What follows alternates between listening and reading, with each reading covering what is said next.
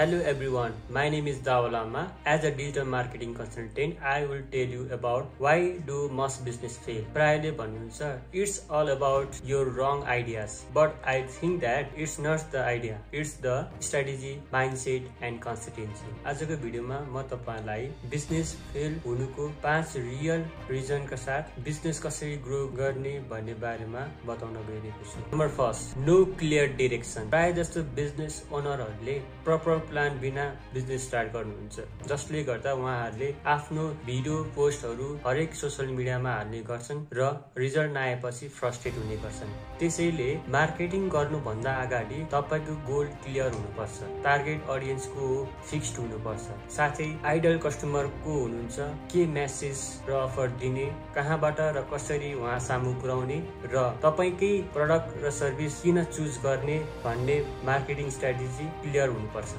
Number 2, poor marketing. Marketing भनेको every बिजनेसको लागि मुटु हो, तर बिजनेस ओनरहरूले यसलाई राम्रोसँग प्रयोग गर्दैनन् र अरूको देखासी गरी आफ्नो प्रोडक्ट र सर्भिसलाई सबै सामु बेच्न कोसिस गर्नुहुन्छ, तर सक्नुहुन्न। त्यसैले अरूको कपी गर्नुभन्दा आफ्नो ओन भोइस र मेसेज बिल्डअप गर्नुहोस् र डाइरेक्टली आइडल कस्टमरसँग मिटअप गरी उहाँहरूको निड्स, पेन र गोल के हो बुझ्नुहोस्, जसले गर्दा तपाईँ राइट कस्टमर सामु पुग्नुहुनेछ। Number 3, lack of consistency. प्राय जस्तो बिजनेसहरू फेल हुन्छ किनकि उहाँहरूलाई क्विक रेस्पोन्स र क्विक रिजल्ट चाहिन्छ। त्यही भएर उहाँहरूले पोस्टहरू फ्यु विक मात्र हाल्ने, एउटा एड मात्र रन गर्ने अथवा एउटा प्रोडक्ट मात्र लन्च गर्ने काम गर्नुहुन्छ, चाँडै रिजल्ट नआएपछि गिभ अप गर्ने काम गर्नुहुन्छ। त्यसैले सफल बिजनेसम्यान बन्न चाहनुहुन्छ भने stay consistent even when no one watching. Don't aims for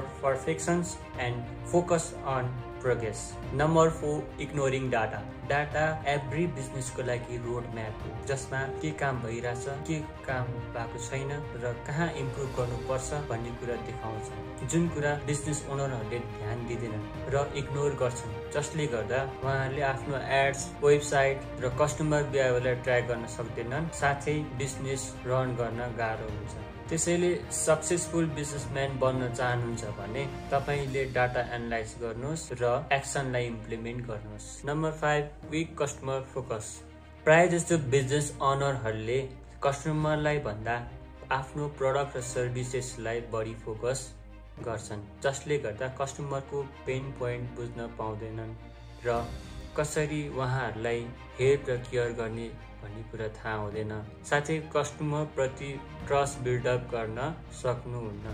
त्यसैले सक्सेसफुल बिजनेसम्यान बन्न चाहनुहुन्छ भने कस्टमरलाई फोकस गर्नुहोस्, उहाँको पेन पोइन्ट बुझी हेल्प र केयर गरेर कनेक्सन बिल्डअप गर्नुहोस्। So remember that success doesn't happen by lock, it comes from clarity, consistency and learning. Stay patient, keep improving, and your business will be grow. If this video helped you, please like and subscribe my channel and share it someone who need it.